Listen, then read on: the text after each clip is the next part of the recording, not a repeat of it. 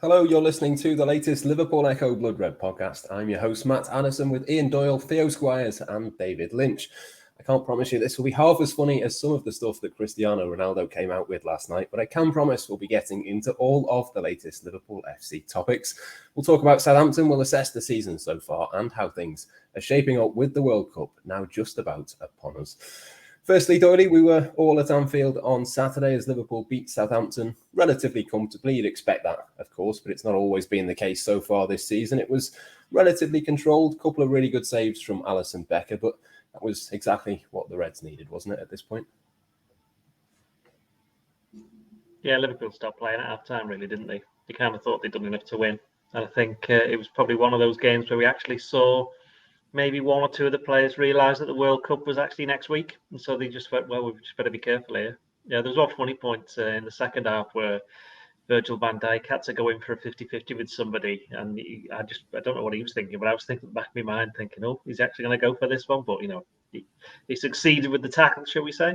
But no, Liverpool played really well first half. It was an interesting one in the sense that when Southampton equalised, it made little difference to the way that the game went.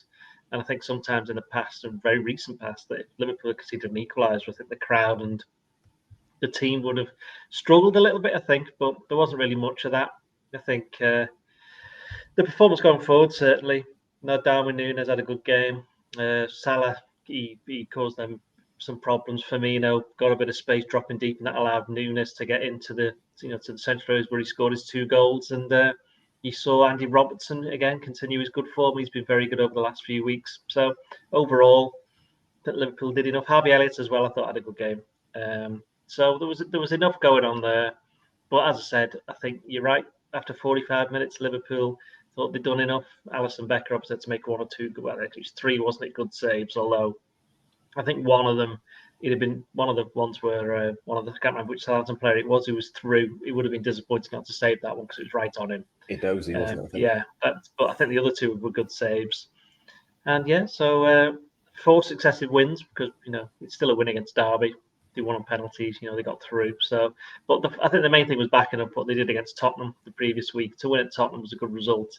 To then beat Southampton, it's about as much as they could have done going into the World Cup now. They said there's 4 successive victories in all competitions, and I wouldn't say there was a feel-good factor around Anfield, but there's not a feel-down or feel-bad factor as there may have been about 4 weeks ago. Yes, we'll come to the sort of position that Liverpool find themselves in a little bit later on. But we'll talk a little bit about a few of the players that you've mentioned there. Darwin Nunez seems the obvious place to start, Theo. I thought it was a really good all-round performance from him. We've seen, obviously, goals and other bits, but that seemed to tie a lot of those good bits together on Saturday. Yeah, it did. It's probably the best we've seen of him so far, and he's someone who's really blossomed from just having so many games in a row. He's been able to get some rhythm. We weren't able to say that for his first couple of months of his Liverpool career. What the red card and games being suspended, dropping in and out at the starting 11, it was always going to take time. Yet he's still been getting goals during this period, and now we're seeing the full benefits of having a few months to settle, finding the relationships with his teammates, and it worked really well with Roberto Firmino and Mohamed Salah in attack. He's got that relationship already blossoming with Andy Robertson behind him at left back. And that was what was most encouraging out of it. It was the fact that he was in sync with so many of his teammates. We've heard so often from Klopp and Pep Linders this season when they've had to correct themselves, like they've said, he will be a really good signing. And then actually, he's already a really good signing, but he will get even better. And that's what we're seeing. Like, it is really encouraging that he has managed to get goals in a difficult period for Liverpool when they've not been playing well, when they've been dropping points. But when it all comes together, as you'd hope, in 2023, with players back from injury, the team finding a bit of form, him back in his favoured position up front, which you assume is coming when Diaz is back from injury, then it should be even better for him. It's been a up and down, bedding in period for the first 4, 5, 6 months, and he's still got a goal every other game. He's still averaging a contribution every 85 minutes. So it's quite scary what is going to happen next, what standards he can reach, what levels he can reach, and Premier League defences better be wary of that. But it's just been a blessing for Liverpool that he has been able to settle quickly, because in the past it has taken players time, and we're still seeing good impact from him. Yeah, we have seen the numbers there, Lynch. I think it was you that tweeted something after the game on Saturday around the sort of chaos thing that we've seen from him. We have seen chaos. That was less chaotic on Saturday. Like I said before, it just kind of feels like he'd pulled a few good bits together and come up with a really good all-round performance on that occasion. Yeah, because I think some elements of his performances in the past, it has been sort of unpredictable, and you don't know what you're going to get from him. You're going to get a poor touch, or you're going to get a brilliant run followed by a shot at goal, or he just consistently caused teams problems, but not in a really sort of orthodox way. Whereas I thought we saw at the weekend a bit more of what you want from a Liverpool forward, the all round performance. Not just the goals, which we know he's been providing for quite a while now, and pretty much since he pulled the Liverpool shirt on, he's been a bit of a guarantee of regular goals. But it was the other elements of his games, some great bits of play where he comes in deep, holds his man off, and just pops the play off nicely, or a couple of really nice crossfield balls that were sort of pinpoint, really really nice passes crossfield that switched the angle of attack, and then he's hitting the box straight away. And I thought it's probably his most sort of outstanding moment outside of the goals was the ball he plays in for Salah on his left foot, which sets up basically a tap, and it's a really good save from Bazunu to stop that turning into a goal. But he could have added an assist to his tally, as well as the 2 goals for his performance, and it's exciting really, because I think Liverpool need that. I don't buy into the idea that all of the problems come at the source of losing Sadio Mane. But there's been an element of slightly missing him in terms of he was just a guarantee for years, wasn't he, of a certain level of quality in your attack, and Liverpool had sort of lost that initially in the season, not having him there. So if Darwin Nunez can step up and make that sort of performance, put that sort of performance in on a regular basis, then Liverpool have got another high-quality attacker to add to Mo Salah, Roberto Firmino, obviously Luis Diaz coming back after the World Cup, and hopefully Diogo Jota not too long after that. And that's looks like a really, really, they look like great attacking options for Jurgen Klopp to have. I have to say I've been really impressed as well with him, Doyle, on the left-hand side. It's not a position that we thought we'd see a lot of him, given that they've already got Diaz and Jota to play there. Obviously has played it for Benfica. But how do you sort of see that moving forwards? It's kind of come when he's come into this bit of form playing on that left-hand side, but it does kind of strike me that as soon as Diaz is back, it might shift. And I wonder what the impact of that might be on him. Well, he's not going to be playing left wing for much longer. In fact, he might not play left wing again if Diaz and Jota are back in there. I think he's more useful playing down the middle. He could be with the 2. He could be, he could still be kind of, because he's got his 2 goals going through the centre. That's where he needs to be to score his goals. It's a bit like Salah, isn't it? He needs to be in a central area to get the goals, which is quite funny actually, because if Nunez hadn't have scored, or Nuno, as Liverpool Echo now call him, if Nunez hadn't have scored that second goal, Salah would have had a tap in. And you could, might read a bit too much into it, but you could see the look on Salah's face. It's like, oh, I could have got that one myself there. But, that's good. That's what forwards want to do. They want to score goals. And Nunez is I think I worked it out. There's only 4 Premier League players who've scored more goals this season, all competitions. It's Haaland, Kane, Salah, and Ivan Toney. Or Ivan Toney, depends. I think he's not Russian, is he? So, I think with Nunez, in fact, you know what? Bring Theo in. Theo, come on, get it off mute. Theo wrote a piece the other month, which we were like, oh, that's interesting, where he basically said that perhaps Nunez should go down the left and Jota down the middle. And half of that's ended up coming true. And I think Theo obviously saw what he'd done at Benfica and thought he could do a job there. And it turns out that he has been able to. But, Matt, as you said, that I can't really see it being a long-term answer when they've already got 2 players who can play there. Theo, what do you think? Do you think he'll be there for much longer? No, not at all. It's one where as soon as Diaz is back, that's his spot. He might be a last-minute resort there, but Klopp's pretty much hinted it himself, hasn't he, in the press conferences recently, where he said he's got to improve defensively to be this left winger, but we don't want to have him forgetting how to play as a striker. We want him to be free, to be central, to be a striker, to cut inside. And if you're still having him doing that on the left wing, as we saw to great effect against Southampton, then that still means he's going to be your number 9. They've spent 64 million on him to be this number 9, to be this central striker. You're not going to just put him on the left wing because it's not quite working, especially when it has actually been working. He's just, when you look at all the formation changes as well, it was almost as though Jurgen Klopp was trying desperately to avoid putting him on the left. He wanted to have him central in his favoured position. And then it was, we're going back to the 4-3-3. We're going to have to just put you there, see what you can do. And it has worked. But I think it was in response to Lynch's question in the post-match press conference. Klopp was saying he's hoping he's getting more luck with injuries in the second half of the season. And if that's the case, Nunez isn't going to be on the left, because you spend that much money on a striker, you want him playing as a striker. I mean, it's interesting because you're probably right there in the sense that I think he was so reluctant to move him out of the centre because he's a new player coming into a new league, a new team, and he didn't want him to start going off and playing in different positions, because we saw what happened with Mane. Mane started his Liverpool, I'm pretty sure this is right, he started Liverpool career on the right, ended up moving off to the left, and finished it playing down the middle. So, that's the kind of thing that can happen. Salah's played down the middle and down the right. Firmino's played, I think, he started on the left wing, didn't he, which wasn't a very good idea. But it became a false nine. So there is this kind of attacking, versatility from all the players at Liverpool side up front, and I think we've just seen evidence of that. Jota's the ultimate example, isn't it? Because he can basically play everywhere. And of course, wherever he plays Lynchy, the key thing is that we're starting to see a little bit more of partnerships and things forming. There seems to be a bit more of a relationship, certainly with Andy Robertson on that side. You've seen the sort of link up with Salah as well, which I thought was interesting. Obviously, the Salah thing is maybe more of a link up that you might see if he moves into that central position. Yeah, and I think the idea as well is that although he's probably going to be moved so that his fixed position is centre forward, you have to have that flexibility in Liverpool's front three to sort of pop up in all sorts of areas, and therefore you've got to be good at linking with the fullbacks, you've got to be good at linking with the midfielders that behind you, and also and at all times then your fellow forwards. And there's I think that the idea that Salah was behind him for the goal, one of the goals he scored, is kind of nice, really, because I think they think in similar ways. And I think that's quite handy in terms of setting each other up. The ball that he puts on a plate for Salah's chance in the first half is, he knows that Salah's going to be there, because that's exactly what he would be doing. He would be hitting the box at that speed, trying to get behind the last line and trying to give himself a tap in. And so he knows that Salah's going to do similar things. And I think, some of the play they've put together has been quite nice to watch. And I think it's because of that. I think it's that similar mentality and knowing what each other wants, and players of certain level of quality and intelligence, they do tend to link up quite well. And I think we're seeing it with those two, and there's link ups with other players as well that they bode well for the future, because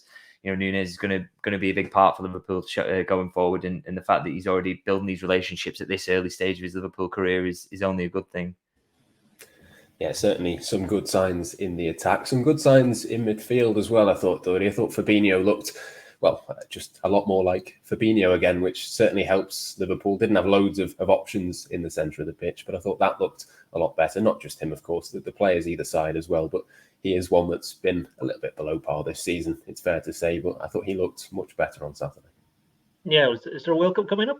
Does he feel as though he has to put some games in there? No, that's not fair on him, is it? Let's be honest. Now, his form has been slightly interesting this season. Klopp couldn't quite put his finger on what's happened. But I thought he was good against Tottenham as well. I think he was good first half, pushing Liverpool forward. I think on the second half, on the retreat, covering things up, which we're more used to him. I mean, one thing that I can't remember who said this. It certainly wasn't me, because it's far too insightful, but said that for Fabinho, I think he's kind of struggled a little bit this season because he can see stuff's going wrong in front of him, so he feels as though he needs to start being a little bit more creative in terms of going forward. And there's been times where he's been caught out of position because he's never really had the legs to get back. And I think possibly now, with the switch back to the 4-3-3 and the players, that's a formation he's a bit more comfortable in. I think he doesn't really have to go forward as much because there's a bit more faith in those in front of him to get the job done. Because there was always that thing, wasn't there, about Liverpool under Klopp, is that, the midfield doesn't really contribute many goals or doesn't have many assists, and you never really had to because there was that many people doing it up front, and the fullbacks were doing things. Robertson set up 2 goals on Saturday. As I said before, he's come into a bit of form. He contributed that first goal against Tottenham, and he played the ball in for Nunez. So I think the fullbacks are having a bit more joy, and I think it's just because the whole team's a bit more settled. They know a bit more what they're doing, and there's a bit more, for want of a better word, confidence in the attack. You always have confidence in your teammates, but there's a bit more belief in the fact that they can actually do something because they look as though they know what they're doing as a unit. So I think there's all a bit of that, and you can just reverse that entire thing, and that's an explanation why Liverpool weren't so good in the first part of the season. I think it's one of the factors. So. Yeah, I do think that the midfield, Fabinho, I thought, as I said before, Elliott, I thought had a good game again. And he's another one who's come on. I think he's gone Lynchy will know. Me and Lynchy were was it Oldham, wasn't it, in the EFL Trophy about 3 years ago, and we just went, he looks good. I think it was the first time we'd seen him properly play in a competitive game, and since then he's obviously had his spell at Blackburn. And I think this season there was some criticism early on, but he wasn't quite so good at the whole defensive job, because possibly when he was playing at the start of last season, didn't really need to do that because Liverpool were, in quite good form before his injury. This season a bit different, but I think he's got into it. Yeah, I think he made a massive difference when he came in against Derby. Obviously scored the winning penalty in midweek, and for him, I think that's kind of helped Trent a little bit. Although Trent didn't really get forward that much on Saturday, I don't think, but didn't really have to because the other fullback was doing the business. So as long as Liverpool have got one of them doing something, I think, as we saw, it's that kind of attacking threat that they've got, and the knock-on effect is it allows players like Fabinho to get on with doing what they're supposed to do. Yeah, I thought Elliott was excellent, Theo, at the weekend. I think that was his first assist in the Premier League. I think I read that. It was indeed. Sunday. Yeah. On my piece, I'm sure. I'm sure it was, yeah. It quite possibly was.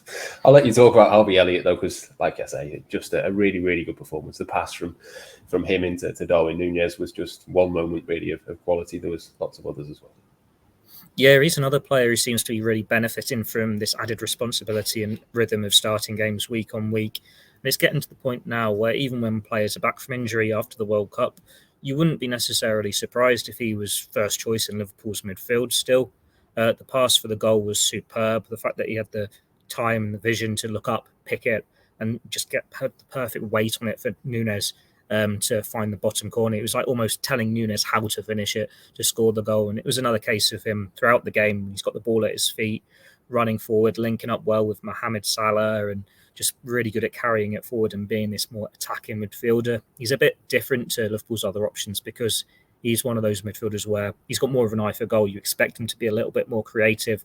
We saw him do it when he was on loan at Blackburn. It's just about stepping up and doing it week in, week out in the Premier League. But he's still a teenager, and it'll come with time. It'll come with experience.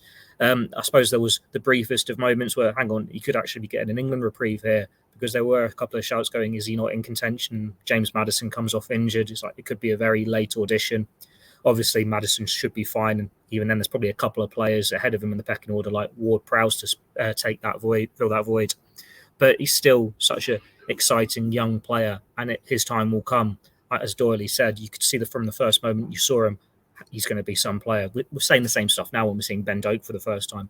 But with Elliott, he's got an under-21s Euros next summer for England, and then it's for the next 8-10 years, he could be first choice for club and country. If he can build on this, find that consistency, get a few more goals, get a few more assists. We're already seeing the signs where he's got a bit more of a killer instinct in front of goal, more in the Champions League, I suppose, than the Premier League, but he's adding these to his game, and you're just waiting for him to make those next steps up. And it's what Liverpool need, really, when we talk about the midfield. It's aging. If players are injury prone, there are players who are out of contract. You need the next generation to step up and fill those gaps, and that's what Harvey Elliott is doing. I would, just to come in on that, I would sort of still sound a note of caution about the midfield. I know we said at the top of the pod that, you've been on about this all season.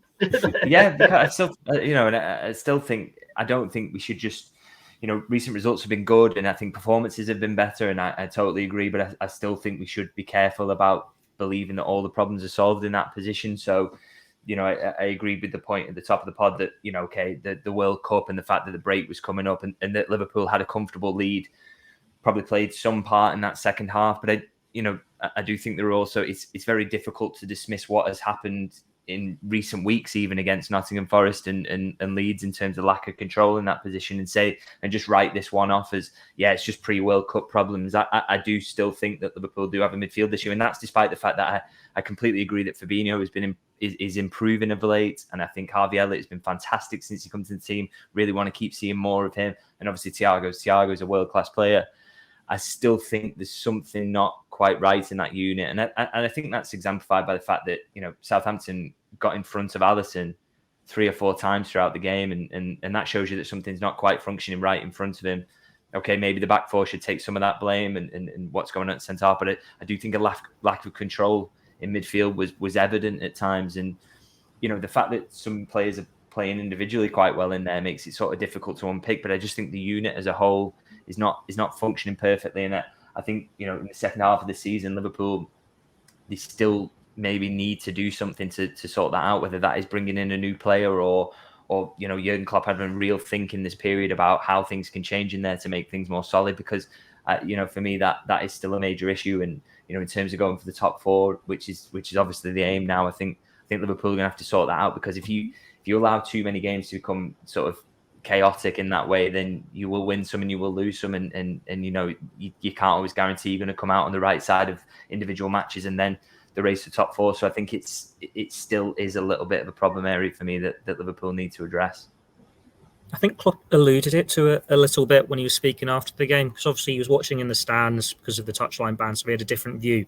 And he was saying, I could see what we were doing really well, but I could also see what we weren't doing well, what we were doing wrong. And it does feel like that is mainly aimed at midfield, because the front three is working really well at the moment, and it doesn't feel as though there's as many gaps in the defence. Like, they're not having teams running in behind them as much. Trent's not being picked on as much in terms of two players running at him, not really knowing where to move. It does seem to be the midfield, and it's like, how do you assess this? How do you fix this? Because while it's not necessarily as big a crisis as it might have felt a month ago, Liverpool still need a midfield overall. They've still got players who are coming to the end of their contract, who are getting to the stage where they can't be starters for Liverpool week in, week out anymore. And they've got the injury-prone players they need to replace. And it's one where Klopp was asked about transfers. I think it was Lynch who asked him about transfers actually after the game. And it's one where he's done it a couple of times this week. He's been a bit cryptic. Like, in the past, the narrative's always been Liverpool plan it out so much in advance they know exactly what they're going to do. And he's not ruling anything out. He said he's open to transfers, but he's not saying that any decisions have been made. He's saying they're just holding discussions. So granted, the World Cup comes into this, because there's no point in coming out and saying we want X, Y, and Z, and then someone goes and breaks the leg in the World Cup. He doesn't know what's going to happen here. And that maybe shows it's an unprecedented season, and it is going to have a knock-on effect on the market. You don't know who's going to be available and what price or anything. But it's just a bit different to what we're used to seeing from Liverpool, when they've usually been so planned out with every single transfer. I'm sure there'll be opportunities for him, like we saw with Luis Diaz last January, but it does feel it's all rather up in the air at the moment for what they might do in the window. And I suppose the takeover talk with FSG hasn't helped that matter either. Just because they're not telling us doesn't mean they're not doing stuff. Come on, Theo. No, you've been in this game true. long enough. You should know this. But he still seems rather cryptic as well. It's not as certain as it has been in the past. I am now going to say something that so any transcribers of this podcast at the ready, because you can pull this quote. I will say I would be very surprised if Liverpool didn't sign a midfielder in January. Not the most controversial view, but I would be very surprised. That's just my hunch. Is he going to be an England international? I can't possibly say, but it's just, you know, when you just get that feeling in your bones. Although, to be fair, that could be arthritis at my age. Can you get arthritis at 40? Of course you can, yeah. I haven't really got it yet. I will be getting it at some point, though, believe me. So, yeah, I just get this feeling that something's afoot. I do think there's without getting too much into too much detail or conjecture or whatever have you, there are certain players who've not been playing for Liverpool lately that are a bit curious about that. And I do wonder whether or not there is kind of situation where they could be moved on to help facilitate bringing somebody else in. It's my personal view without any insight to the specifics of any transfer, but having obviously covered Liverpool for quite some time and know the way that they work, I do think that something might be up. I think this January window as well, for all they say, is it doesn't appeal to them, generally speaking, in terms of they don't want to do the business then. And I mean, that's a line they've trotted out regularly, despite doing some of the best business under FSG in January window anyway. But I think this one will be even more appealing in the sense that because there's this gap, there's this time to think about it, to, you know, how much time have you got now to start sounding out players about what they'll want, what the clubs will want to allow them to go. You know, all that work can be done in this period and not distract from what you're doing on the pitch and on the training ground. It's you know, it is almost a summer in the middle of the season, a pre-season in the middle of the season. So, you know, there is a real chance for Liverpool to put some legwork in now in terms of signing someone. And I really do hope they do, because I think it is you know, like I say, that midfield is an area that probably needs strengthening immediately, in my opinion, if they're going to achieve their aims for the remainder of the season. So, yeah, fingers crossed Doyley's feeling is more than just old age. Do you think that they will sign somebody though? I would no? always err Yes on the no side question. of no. You're going Generally no. speaking, No. That's what, if I playing it safe is, I would always err on the side of no, because it is harder to do. But I think I would like them to, and I think like I say, I think the opportunity to do it is there. Theo, yes or no? That's all we need. What, will they do something in January? Yeah, see, that's too many words already. No, yes. Matt, what do you think? I'll go yes. I will go yes. I'll go yes. Outvoted, unlucky. To be fair, up until about five. Can whoever transcribing this, please quote all of them too as well, please. Thank you. Don't just pin this all on me. Yeah, I knew there was a reason you were doing that. It's quite hard to transcribe just yes. Sure, someone will give it a go somewhere along those lines. But yeah, that was the Crystal Players interview the other week, wasn't it? Describe your goal. Yeah. Oh yeah. That was good. I can't remember who that was now, but that was very funny, wasn't it? But yeah, no. In terms of the midfield, I'll come back to you, Doyle, in terms of that. If it is to be a transfer in January, I should say. You don't want to do that kind of transfer. What sort of player what type of player would you go for? I mean, we've all spoken about Fabinho and the lack of kind of form for him. Is it a holding player that you'd go for? Is it someone versatile? What would be your idea of what they should go for? Well, you look at it from the long term, and we have to work on the assumption that Keita, Oxlade-Chamberlain, and probably Milner aren't going to be there at the end of the season. So any kind of player that's been brought in isn't brought in for these 6 months, whatever how many months. It is 6 months, isn't it, left in the season? It'll be for the future, and they've never really done short-term deals, have they? Even remember Clavan, he was kind of short-term. He ended up playing in the Champions League semi-final, being on the bench in the final, so I think that worked out quite well in the end. I think it will depend basically on who's available. The point is that any of the kind of midfielders that you just mentioned would be okay. A box-to-box one or a defensive midfielder, either or. If it's a player who can be all of that, brilliant, but then they'd probably cost an absolute fortune and might play for England. But, we'd have to see what happens there. But overall, I think even if Liverpool don't bring in a midfielder that's the one that a lot of people would like them to bring in immediately straight away, if they bring in somebody who's going to fill either of those two slots, isn't going to impact any kind of move for anyone else, because they do need these kind of players. I don't necessarily think that they need an attacking midfielder. I think they've got Carvalho can be like that, Elliott can be like that, and there are already enough other players in the squad who can do that kind of role, even Fabinho, someone like that. So there's enough there, and they don't normally play that position at that formation anyway. It just gives them the option. But yeah, a midfielder, any of those type, box to box or defensive, that would benefit the club, benefit the squad, I should say. And I do think that, as without wishing to labour the point, I wouldn't be surprised if they did do something, if possible. Because going back to what Theo said before about they have the plans and this, that, and the other, and it seems a little bit different this time. You look at it, and some of Liverpool's best deals have been opportunist ones. I think Oxlade-Chamberlain was one of them. I know he got injured, this, that, and the other, but when they actually signed him, they knew that he was going out of contract, and they waited to the last minute and then put in a bid and signed him. There are other players that Minamino. I know these are ones that possibly didn't work out as well as could have been expected, but Minamino still won quite a few trophies and helped them, and played a big part last season. He would have really done with him this season, for example. So these might not be the absolute top level players, but we're not talking about that necessarily in January, although they'd like that. We're talking about somebody who can be a squad player and who can help the midfield and relieve the pressure, and be someone who's going to stick around for a few years, which is exactly what Liverpool, if that's what Liverpool end up buying in January, then great. They need a Gini Wijnaldum, the next Gini Wijnaldum, someone who has got that energy, who's not going to get injured, who plays whenever you want, and can also fill in as a number 6. If only he was 6 years younger and not currently injured.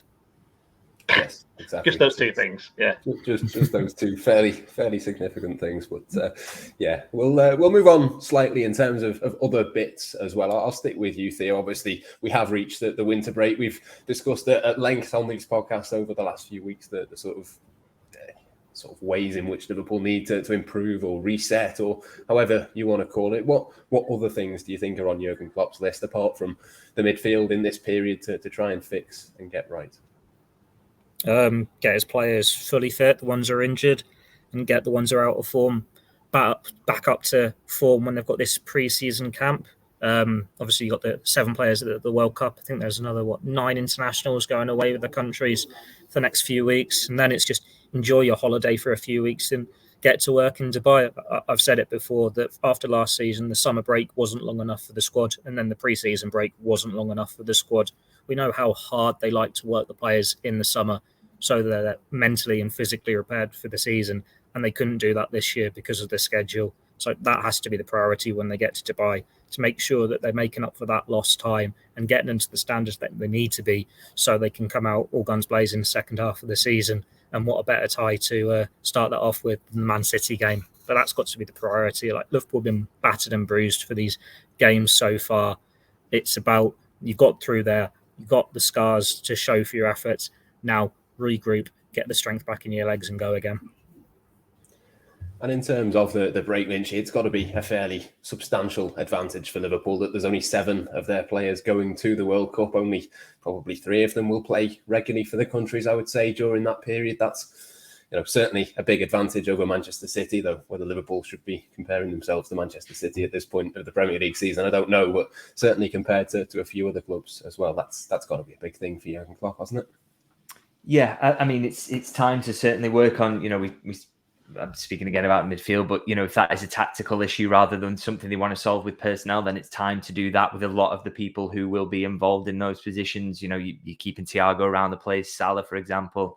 It's a full pre-season with a lot of really good players, and as you say, a lot of the ones who are going to World Cup maybe won't see that much action. So what they're doing is essentially training with the country, staying fit in that period, and hopefully not being as much at risk of getting an injury as well. So you'd like to think that when the team fully comes back together, they start with that League Cup game against Manchester City, that they've got the ability to probably name a stronger team than City as a starting point to get that game under the belt and get them straight back into it, but also hopefully to sort of progress in the cup. It'll put them in a nice position, and for the season as a whole, hopefully it's an ability to sort of reset, have a chat about what went wrong, and if there are any fitness issues arising from that sort of shorter pre-season, if that has been the source of Liverpool's problems, then you'd like to think all those problems get ironed out in this period. Yeah, there's still 24 league games left, isn't there? I mean, it's one of those things that Jurgen Klopp, I think, will enjoy this next few weeks when he does, in terms of being able to work with these players, take a bit of a rest, have a bit of a break from playing so many matches. It's going to be relentless in the second half of the season, but it does kind of feel like a winter break is probably something that he's been desperately looking forward to for a while now. I think he'll be quite happy not to do any press conferences for a while. I think he's been less than subtle in his references to that towards the end. But yeah, I mean, obviously in some ways you might say bad time for the break because they've just won the last 4 games. But the reality is, there's every chance this Liverpool team, if they'd played on Wednesday, they got beat, wherever it was they were playing, just the way the season's gone. So yeah, they do need a bit of a break. Going back to the World Cup, the only issue is that the 7 players who were there, I think nearly all of them are kind of Liverpool's regular starters, or would be in the first choice team. That's the only thing. I think City have got 16 players, I think it is. Like, it's a ridiculous amount. I think Arsenal, Tottenham, City and United have all got more players there than Liverpool. Newcastle have only got 4 or 5 off the top of my head. I think it might only be 4, actually. But then with Newcastle, they don't have Europe. So it's interesting, actually, the whole Newcastle thing, because I think we have to start looking at them as though they are real contenders for a top 4 place, simply because they're going to play a lot fewer games. They'll be able to strengthen their squad in January. It's a lot easier for them to strengthen their squad from the base that they're on. Basically they're in the position Liverpool were in about 6 years ago, except they've got a load of money. So, and also the Newcastle, which is, it's always going to hamper them, I'm afraid. But yeah, don't laugh, Lynch. It's unfortunately that's true. It's like if I set a team up here now in St Helens with billions of pounds, people aren't going to come. Some of them won't come, will they? Even though they don't know the delights of the world of glass and the Church Street shopping centre and stuff like that. Come on, we've got 3 retail parks here. So yeah, going back to what was the question? I can't even remember. World Cup. No idea. You distracted me with St Helens chat. It was the World Cup. This is the entertainment people want to listen to on this podcast. Yeah, sure it is. We've got 6 more weeks of this, believe me. Anyway, right. No, the World Cup. in terms of Klopp, yeah, he'll be quite happy for it to be a break. I think he's always been a big advocate of these breaks. I think he'll be most particularly pleased when they get over to Dubai, where they'll be going for the training camp. And he'll be able to work with not just the players who aren't playing, but obviously some of the players will be coming over from and being eliminated from the World Cup. And I think that's something people are going to have to bear in mind. Just because people are getting knocked out of the World Cup, they're not going to be going straight into playing games. For example, Liverpool playing City in the Carabao Cup. You have to just assume that all the players who play in the World Cup won't be involved in that game.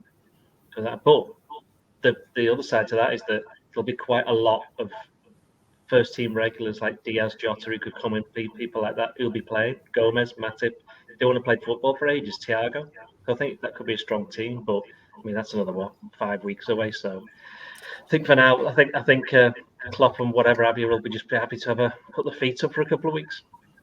It's worth mentioning on the World Cup players that although obviously the World Cup only finishes just before the Premier League and everything starts up again, is a lot of those players will contenders to possibly go out in the group stages. So that really changes things in terms of their availability, or if they go out in the first knockout round, they suddenly become available. So not everyone's going to reach the final. So Liverpool could have a really strong squad together by the time that Man City game comes around. Well, I've just looked at the schedule, and it's one where Brazil could be playing Uruguay in the round of 16. England could be playing Netherlands. So Liverpool's players could be knocking each other out and doing some of Klopp's squad a favour anyway. Not literally. Not literally, that would be typical, wouldn't it? Typical, the latest injury setback, out for 6 months. So yeah, it's only Konate, I think, who's not on to play any of his teammates in the round of 16, if you're thinking at the groups logically. So we could see a few coming home in the round of 16. Is anybody slightly concerned, by the way, just to dwell on the World Cup a little bit, that you've seen in the past where some teams or countries or players, they can have massive hangovers from it? Look at England at Euro 2020, where a lot of the players who played in that run to the final, the next season, it was like 3 or 4 months before they actually got over it, really. Yeah. And there's a chance that something like that could happen, not just to Liverpool's players, but anyone that's played Salah with AFCON. Well, exactly, yeah. So that's why City having so many players and Liverpool, by comparison, having as many, and Arsenal and Tottenham having more. They do run that risk, although, as Lynch said, not many of them are going to get to the final. But even if they get to the quarterfinals, it's only one less week than getting to the final. So you got a week of preparation, 2 weeks for the first round, another week for the knockouts. So they're still going to be playing 3-4 weeks of intense tournament football in a kind of environment that none of us really know what it's going to be like, because it's never been played before in essentially just one big city. So it will be interesting, because they might not be as tired because we won't be travelling around as much, but there could be some other pressures on top of that as well. What I'm really looking forward to is the managerial fume about the third and fourth playoff. So, like, say Brazil are in that game when Fabinho hasn't played at all during the tournament, and then he's got to stay out there for an extra few days, play this meaningless game that matters nothing at all to the tournament, and then goes and gets an injury. Maybe it won't be specific to Liverpool, but whoever is in that third and fourth place playoff, club managers will not be happy. Yes, certainly a lot to look out for over the course of the next few weeks. I'm sure we'll talk a little bit about the World Cup as we go along through these podcasts. No team selector, of course, we won't have another one of those until just after the World Cup final, so we'll leave it there for today's podcast. We'll have all of the updates and the news, of course, on the parties being linked with an FSG takeover at Liverpool, all the latest on everything else as well, around the Reds too, over the course of the next few weeks. For now, though, that's it for today's show. Thanks to Ian, to Theo, and for David for joining me. We'll be back very soon indeed.